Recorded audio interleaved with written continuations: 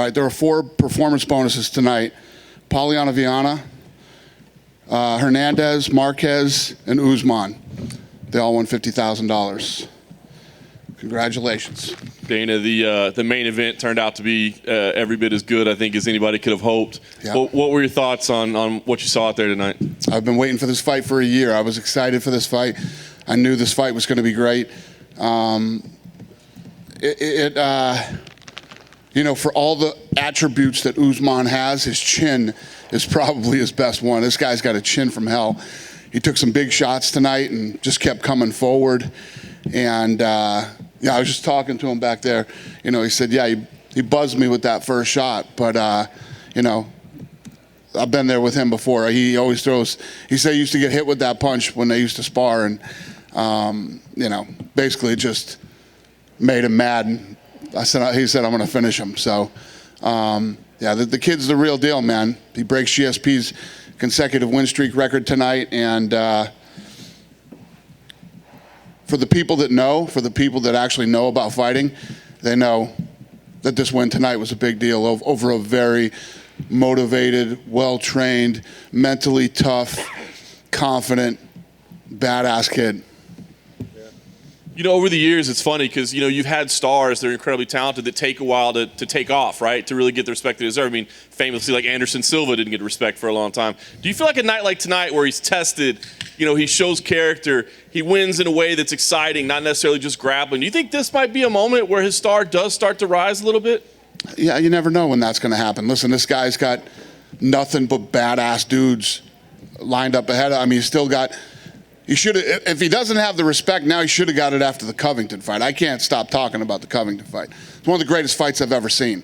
Anybody who didn't respect him after that, you're just, you know, that's your problem, not his. Yeah, no question. You know, we're always looking to what's next. You teased that Colby Covington-Leon Edwards fight.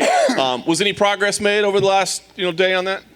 No, I just said that's the fight that makes sense. I mean, what I said was the kid took a fight with Hamzat, and you know, he's ranked number 3 or 4 in the world, and he's fighting a guy that's ranked number 15. You know, all the shit that guy's been through, he should go this way. Well, if he goes that way, it's Covington. So no, it's not done. That was yesterday that we talked about that. I know, yeah. Things happen quick. They change every day. COVID, you said it, right? Yeah. The other one I want to ask you about, though, it sounded like I didn't hear his comments, and we haven't talked to Kamaru yet, but it sounds like he went in pretty hard on Jorge Masvidal as well. Would you consider doing that rematch ahead of either Covington or Edwards, or does that not make sense? Obviously, from a star perspective, it would seem to make sense. Yeah. Listen, there's a lot of options for him right now. Fair enough. Last thing for me. And if that's the fight he wants, then that's the fight Masvidal wants, and I'm sure the people would like to see it too. So I don't know, but I don't know if I've ever told you guys this or not, but I don't make fights the night of the fight. But wasn't aware of that. I'll note that moving forward. All right. So you guys are aware. Last thing for me, just curious if you had any updates on the physical condition of either Bobby Green or Jillian Robertson. Obviously, we lost both those fights just before the fight. So any update on those? Bobby texted me tonight and said he's fine, and he said, I'll make this one up to you. And I said, all we care about is that you're okay, kid. It's all good. And then I have Jillian's number. I was going to call her during the fights, but I haven't called her yet. Yeah. Do you know if there's any chance of like keeping those fights together and rescheduling, or just not sure? I have no idea. Yeah. Fair enough. Thanks. Dana. Hey, Dana, to your right here. I wanted to ask you about Usman's jab. It seemed like trouble in the first round. That jab really turned the fight around, I thought. And there hasn't been many jabs that good, I don't think, in the UFC that I can remember. Would you agree with that? Do you think he has one of the best jabs you've seen in this company? Definitely tonight. I mean, he looked damn good with that jab tonight. Was landing it sharp, hard, and fast, and he dropped him with the jab. Yeah, I agree. And the fact that Kamaru, is a wrestler and a guy that's a great grappler and everything, obviously he showed his striking before, but he wanted no part of the ground, and yet he still won the fight. That diversity is kind of what makes guys in this go from very good to great, is it not? Yeah, I think that, the way that the fight was playing out, it would have been absolutely ridiculous for Usman to jump down there in his guard. He was hurting him on the feet. Yeah, keep it standing. Do not dive into that guard. And Gilbert Burns, I mean, here's a guy that fought a great fight as well. I mean, he was a tremendous opponent.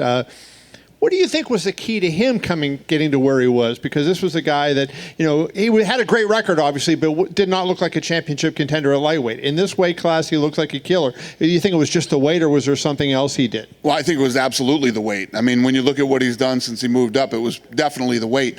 And the reason he got to where he is because he's a Brazilian Jiu-Jitsu multiple-time world champion, and he didn't care about going to the ground and getting taken down, and the guy hits really hard. So he had no problem standing and trading, or didn't matter where the fight went, the guy was dangerous. He's a jiu-jitsu guy who has heavy hands.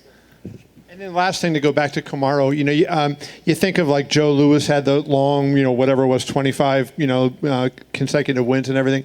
Usman's, what is he now, 18, I think it is? 17. 17? Yeah.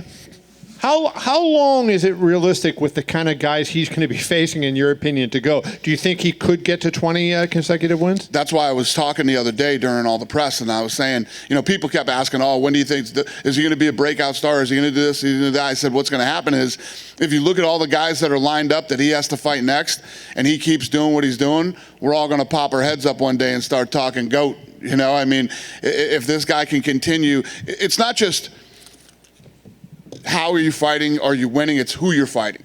And this guy has nothing but straight killers in that division that he has to get through, and possibly twice, some of them. Dana, at the beginning of the fight, Kamaru didn't touch gloves with Gilbert. They had the intense face-off before the fight even started. Do you think it's fair to say Kamaru felt pretty disrespected by the whole gym change and Burns coming for his title?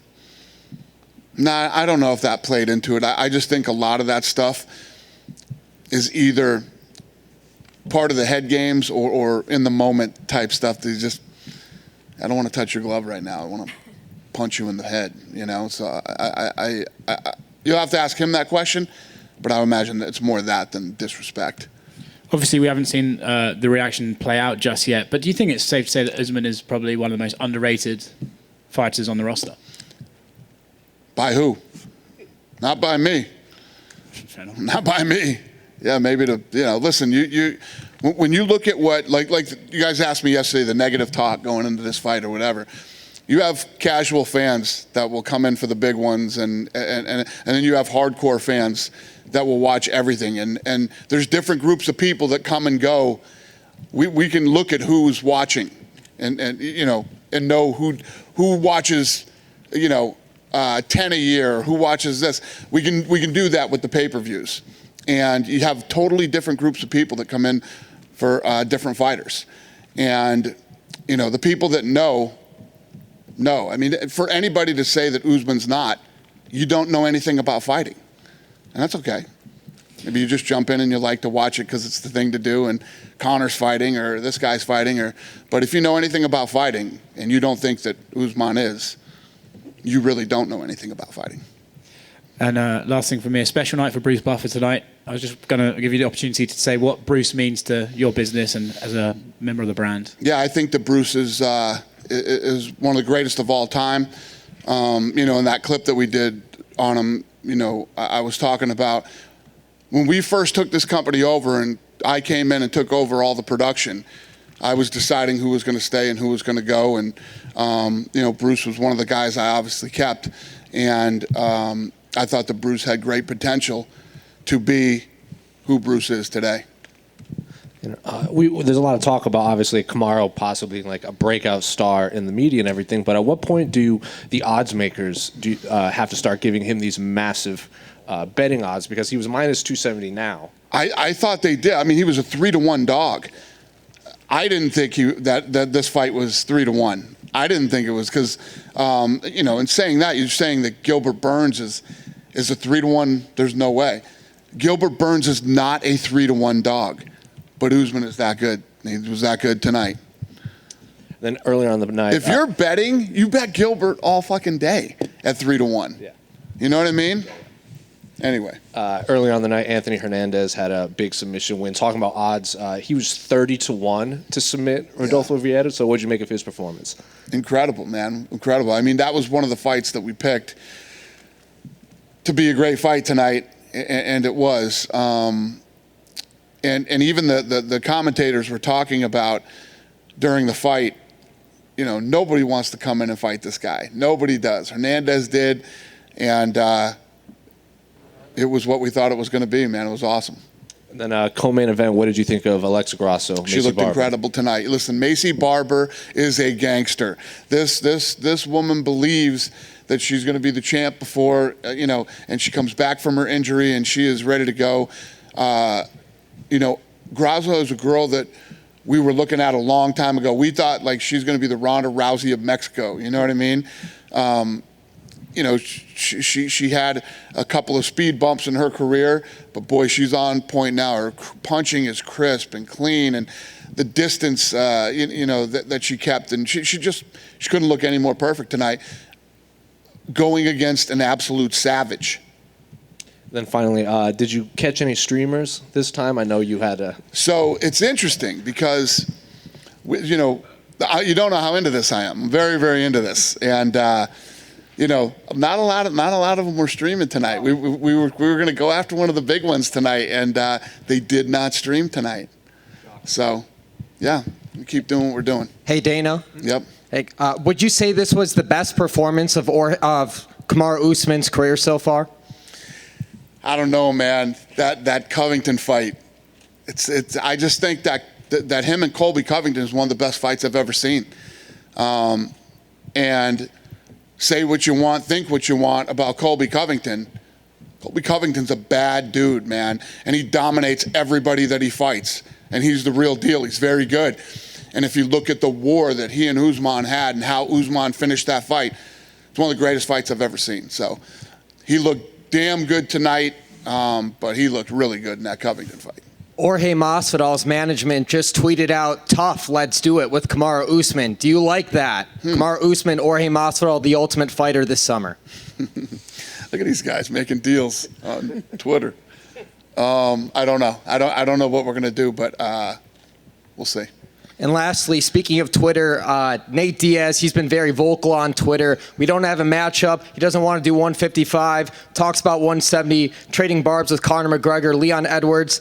Do we have any talks with Nate Diaz? Are we close to booking him? Why do you guys keep asking me about these guys? No. If we did, we'd announce it. We'd say it. You guys eat this shit up like fucking candy. Dana over here, on your left.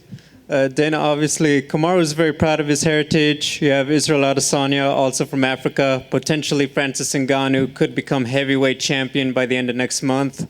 Perfect world when everything reopens. Is 3 African UFC champions enough to make UFC Africa a reality? Yeah. I listen. I think I answered this question yesterday. When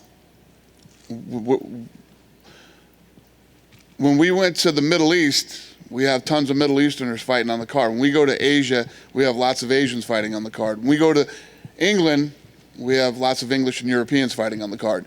Yes, if we do a show in Africa, which we do we want to go everywhere. You guys have heard me say, I will do a fight everywhere on this planet. And Africa is one of those places. But to say that right now, I don't know enough about the future and what's going on and how fast this stuff will happen. In terms of growing the brand and everything else, how important is it to have those local fighters from around the world? Obviously, everyone wants a Conor McGregor to come to their country, fight in their town. But what does it mean to the brand to have a champion from that area to help grow the UFC there? Yeah, it's a big deal. Obviously, when you have a guy or girl who looks like you, talks like you, and comes from where you come from, and they are perceived as the baddest human being in the world, it creates a lot of interest in that area. It's the key to everything. It's big. That's Asia. The Weili Zhang thing is taking off, and we're starting to cultivate tons of good talent over there from the PI. And that's basically how this works and what we're going to continue to do. And I've told you guys, it's crazy how things work out. That whole land deal fell apart in Mexico right before the pandemic. It was a blessing in disguise. But I will find some places in Mexico. I will build performance institutes. I want to do one in Puerto Rico. I'm doing one in the Middle East. And that's what we do. It's what we're going to continue to do. My final question, were you able to talk to Tom Brady and congratulate him on his 7th ring? I did. I talked to him the next day after the Super Bowl. Yeah. Dana. Yeah. You did mention the expectation you have on Alexa Grasso. After her performance tonight, do you think she's going to be contending for the title shortly? Well, do I think she'll be a contender for the title? She was ranked number 15. Tonight's fight probably breaks her into the top 10. So she's got a ways to go. But boy, she took a big jump tonight with that win and heading in that direction. Okay, thank you. Yep. Dana, straight down the middle. Hi. So Kamaru is on track to be one of the most dominant champions in that division. He was also part of the Black History Month promo videos. Do you see him kind of taking the next step, like into maybe the Modelo commercials or other forms of like marketing and promotion outside of when he's actually fighting?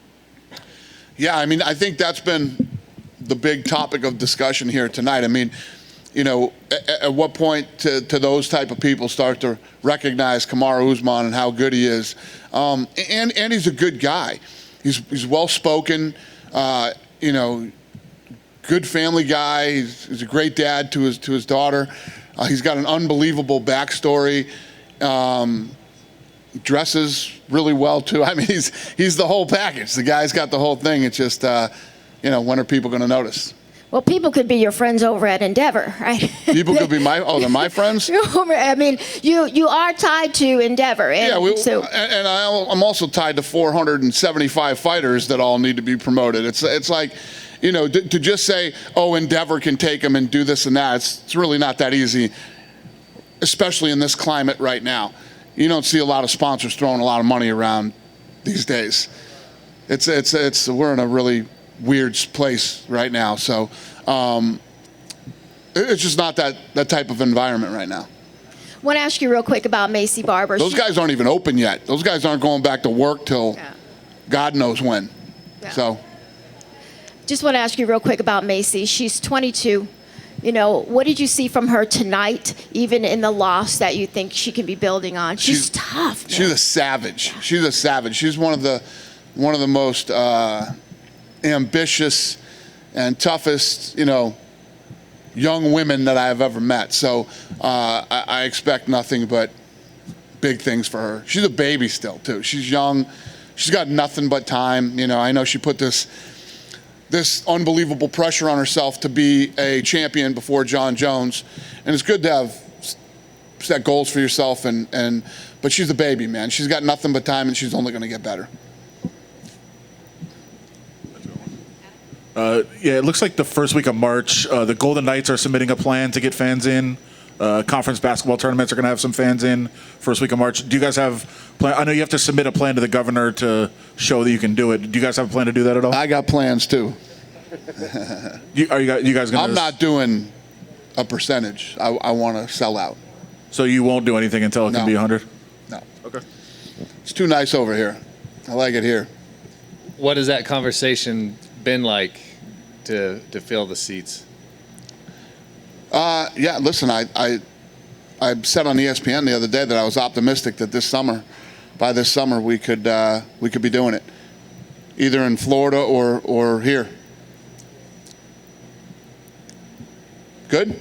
Dana, real quick, just when you compare Usman to GSP, I mean, you know, it's almost heresy to say anybody's in the league of George St. Pierre. Do you think Usman is at least in that class now? Can you say that he's in the GSP class? He just broke his record tonight. Yeah. But I mean, as an overall fighter, yeah.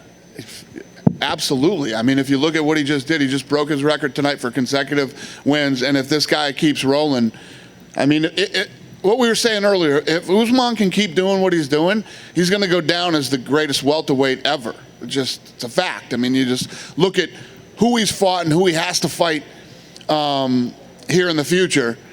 It's undeniable that this guy will go down as the best welterweight. The question is, where will he go down in the history of the sport?